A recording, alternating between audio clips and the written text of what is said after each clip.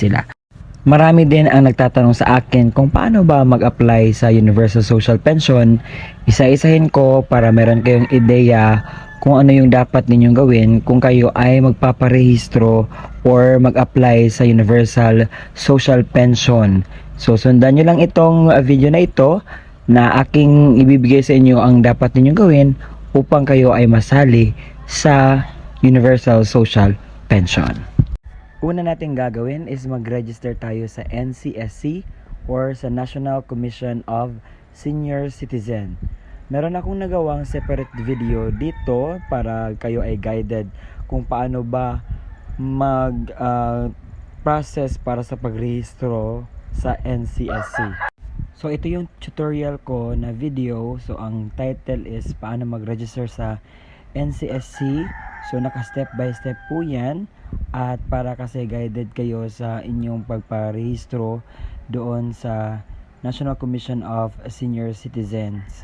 So nandoon na lahat ng mga kinakailangan ninyo para kayo ay makapag-register sa inyong mga kamag-anak na senior citizen or yung tatay at nanay nyo na senior citizen. So search nyo lang po yung pangalan ko, Roel Mendoza Tanyo, dito sa YouTube, or kung nakita mo na itong vlog ko na ito, just click my name and scroll down lang po. So pagkatapos ninyong makapagrehistro, so ano naman yung susunod na gagawin ninyo para sa next step na gagawin para sa Universal Social Pension na pamaraan sa pag-apply. So, ang susunod yung gagawin ay pumunta sa pinakamalapit na OSCA sa inyong lugar. So, saan ba mostly makikita ang OSCA? So, sa amin, ang OSCA is malapit lang sa munisipyo namin ang OSCA office. So, kayo, kung hindi nyo alam kung saan ang OSCA office, so you can just search it sa Google, OSCA near you or nearby. At ibibigay yan ni Google ang pinakamalapit na OSCA, or magtanong-tanong kayo sa mga senior citizen na nakatapos na magpunta sa OSCA, or mag-inquire kayo sa mga kapitbahay ninyo about sa OSCA na process or profiling, or pagpunta nyo doon para naman ma-double check ang inyong pagkarehistro, nang sa gayon hindi kayo malimutan na kayo ay nakapag-register at kayo ay isang beneficiary na sa Universal Social Pension. Ang kasunod naman na gagawin is mag-profiling or magpa-validate. Pagkatapos nating mag-register at mag-double check sa ating registration sa OSCA office na malapit sa atin, dito naman, ito ay sinabi sa akin ng isang president sa senior citizen dito sa aming barangay.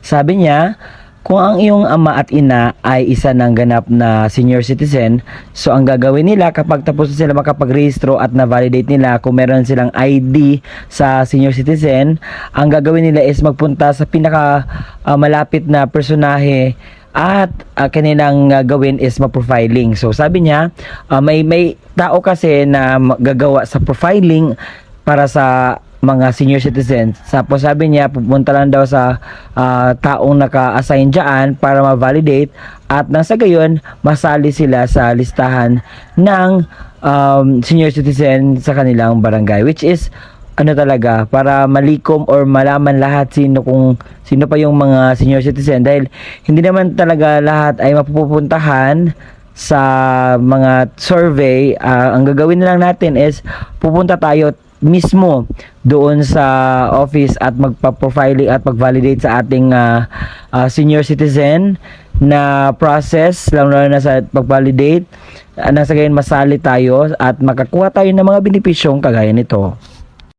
Pagkatapos na makapag-file sa NCSC ng registration, pagkatapos na pumunta sa OSCA para double check sa inyong registration, at kapag tapos na kayo magpa-profiling kung saan barangay kayo nakalagay or kung saan munisipyo ka nakalagay, ang kasunod naman talaga is mag-antay para sa further updates kung kailan ang payout and also kung kailan ang seminars or meeting para naman guided kayo kung ano talaga ang ibig sabihin ng Universal Social Pension.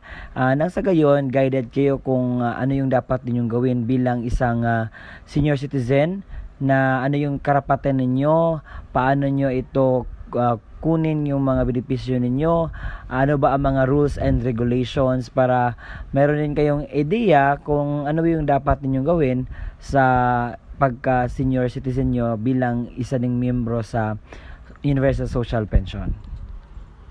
So, aprobado na ang Universal Social Pension. Ang dapat natin gagawin is magparehistro na agad-agad.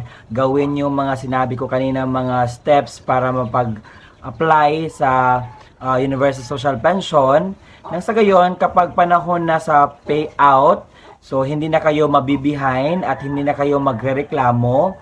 Kasi yung iba, nagrereklamo sila dahil ganito ganyan. Pero dapat ngayon na mayroon na kayong idea so ano yung mga dapat ninyong gawin bilang isang senior citizen, kung gusto nyo makatanggap ng another pa na pension, dahil dito sa Universal Social Pension, kahit mayaman ka, mahirap, ano man yung status mo sa buhay, ay makakatanggap ka ng ayuda. Oo, dahil alam ko na sobrang hirap ng panahon, kinakailangan ng mga senior citizen ang ganitong mga benepisyo para sa kanila, na lalong-lalo na sa kanilang edad na they experience a lot of sickness or hirap, and even din sila sa inflation, hindi din sila exempted talaga sa inflation. Kaya ito ay inaprubahan na ng ating presidente. Dapat natin gawin is gawin yung nararapat natin gawin at hindi tayo magpatumpik-tumpik pa na hayaan lang natin na ma-waste ang moment na ito na masayang lang. Okay? So, kindly do your task bilang isang mamamayang makabayan na dapat gawin ang mga bagay. So, I am just here informing you on what are the things that you must do in order for you to get the benefits of it. So, yan naman po ang ating pinag-usapan ngayon, and I hope nakatulong itong video na ito. Salamat!